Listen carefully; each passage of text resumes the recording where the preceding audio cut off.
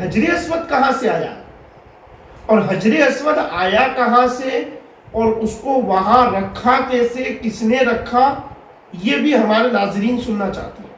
میں اس ویڈیو میں آپ کو یہ بھی بتاؤں گا کہ حجر اسود آیا کہاں سے اور رکھا کس نے، اور وہ کون اپنے ساتھ لے کر کے آیا تھا۔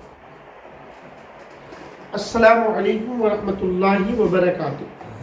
ناظرین، گزشتہ پارٹ کے اندر آپ کو بتایا تھا کہ خانہ کعبہ حضرت ابراہیم علیہ السلام اور حضرت اسماعیل علیہ السلام نے تعمیر کر لیا۔ کتنا بڑا تھا اس وقت، ابھی کا نہیں کہہ رہا ہوں، جس وقت حضرت اسماعیل اور حضرت ابراہیم علیہ السلام۔ اور ایک بات میں آپ کو اور بتا دوں، ہمارے بہت سے جو ناظرین ہیں وہ یہ بھی سننا چاہتے ہیں کہ حجر اسود کہاں سے آیا اور حجر اسود آیا کہاں سے اور اس کو وہاں رکھا کیسے، کس نے رکھا، یہ بھی ہمارے ناظرین سننا چاہتے ہیں۔ میں اس ویڈیو میں آپ کو یہ بھی بتاؤں گا کہ حجر اسود آیا کہاں سے اور رکھا کس نے، اور وہ کون اپنے ساتھ لے کر کے آیا۔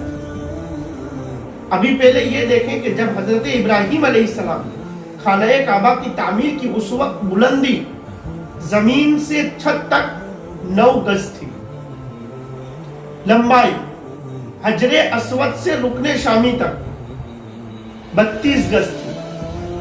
دیکھو کعبہ شریف جو پورا ہے اس میں 4 اگر کونے بولو تو 4 کونے، ایک کونے میں حجر اسود ہے، ایک کونے کو رکن شامی کہتے ہیں، ایک کونے کو رکن یمنی کہتے ہیں، اور ایک کونے کو رکن غربی کہتے ہیں۔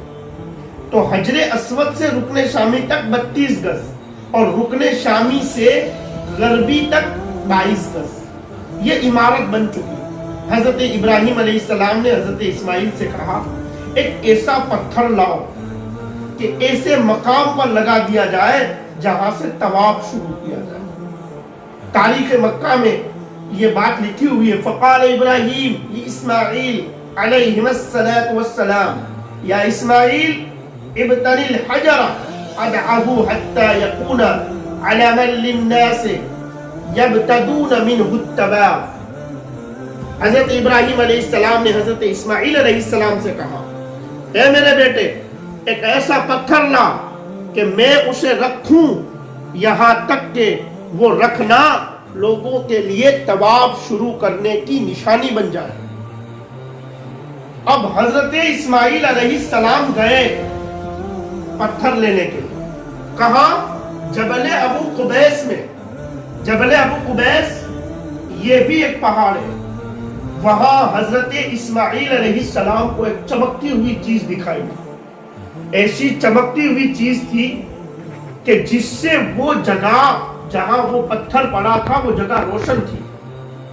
حضرت اسماعیل علیہ السلام نے وہ اٹھا لیا، یہ ایک روایت۔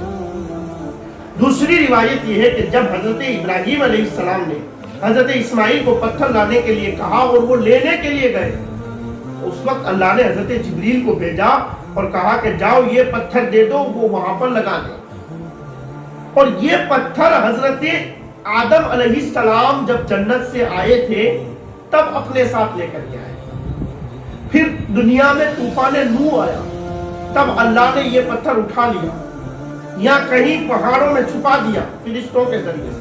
پھر جب حضرت ابراہیم علیہ السلام نے یہ پتھر مانگا تب حضرت جبریل کے ذریعے سے حضرت اسماعیل کو عطا فرمایا۔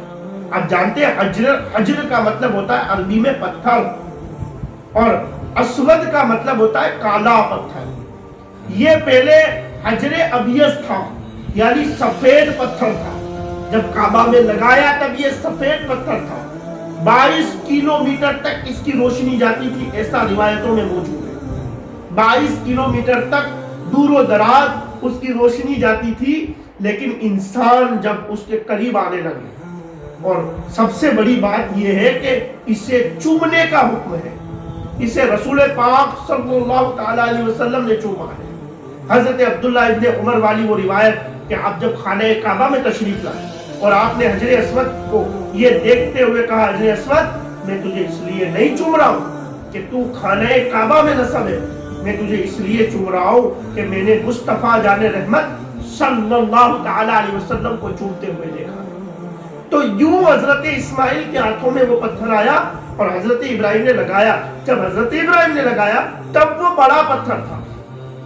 ابھی آپ نے دیکھا ہوگا اگر آپ گئے ہیں عمرہ کرنے کے لیے تو آپ کو چاندی جیسا لگے گا، گول گول دائرہ، اس میں جو بیچ میں ہے وہ حجر اسود کا چھوٹا پتھر ہے۔ پہلے پورا پتھر تھا لیکن پھر وقت گزرنے کے ساتھ اب وہ چھوٹا پتھر بنا کر کے اسے بیچ میں چاندی کے بیچ میں رکھا گیا ہے۔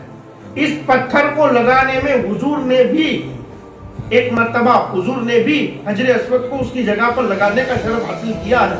یہ ایک لمبی تاریخ ہے جسے ہم یہاں لمبا نہیں کرنا چاہتے۔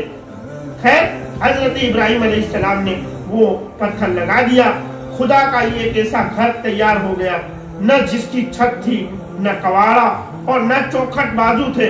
جب قصی بن کلاب کو کعبہ کی تولیت حاصل ہوئی، یعنی کہ وہ کعبہ کے جب مین آدمی بنے، تو انہوں نے قدیم عمارت کو گرا کر نئے سرے سے تعمیر کی اور کھجور کے تختوں کی چھت ڈالی۔ کعبے کی کشش اور برکت سے لوگ آس پاس آباد ہونے لگے۔ چنانچہ سب سے پہلے قبیلہ جرہمہ کا آباد ہوا۔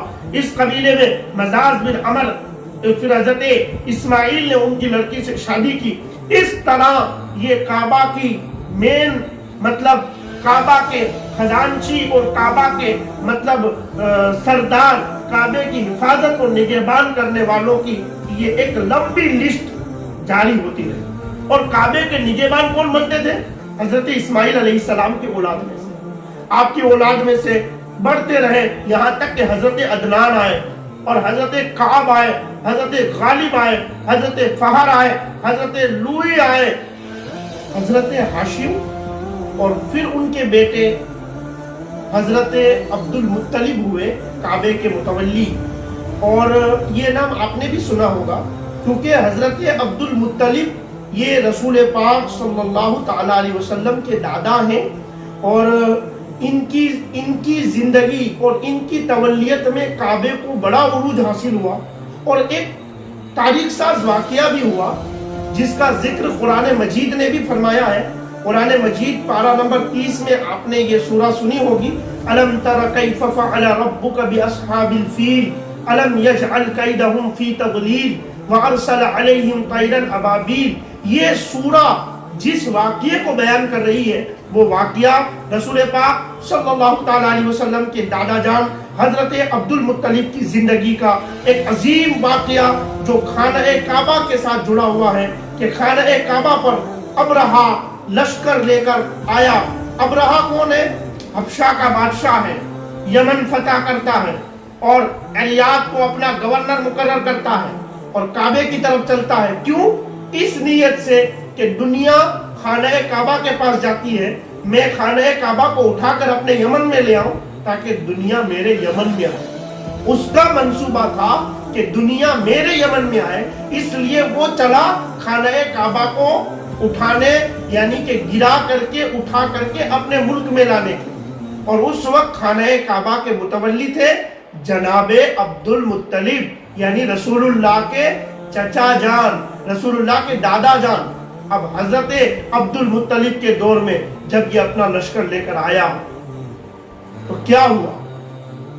کیا خانہ کعبہ کو اس نے گرا دیا یا حضرت عبد المطلب نے کوئی لشکر تیار کیا یا پھر کوئی اور مدد تھی جس نے آ کر خانہ کعبہ کی حفاظت کی؟ یہ ساری چیزیں سننے کے لیے آپ آنے والے ایپیسوڈ کا انتظار کریں۔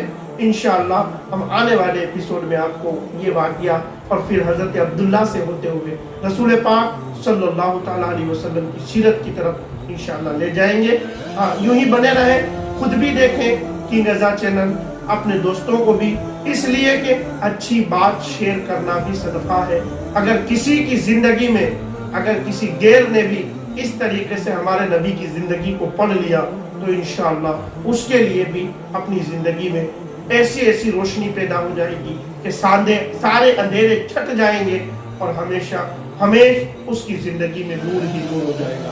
بس انہی کلمات کے ساتھ میں آپ سے رخصت ہو رہا ہوں، دعا کی گزارش کے ساتھ۔ رمضان المبارک ہے، آپ دیکھ رہے ہوں گے تب بھی رمضان ہوگا، میں بول رہا ہوں تب بھی رمضان ہے. بس دعا کریں اللہ تبارک و تعالیٰ اس کی مبارک ساعتوں سے پوری دنیا کے مسلمانوں کی جان مال عزت آبرو کی حفاظت فرمائے. وما علینا الا البلاغ برحمتک یا ارحم الراحمین.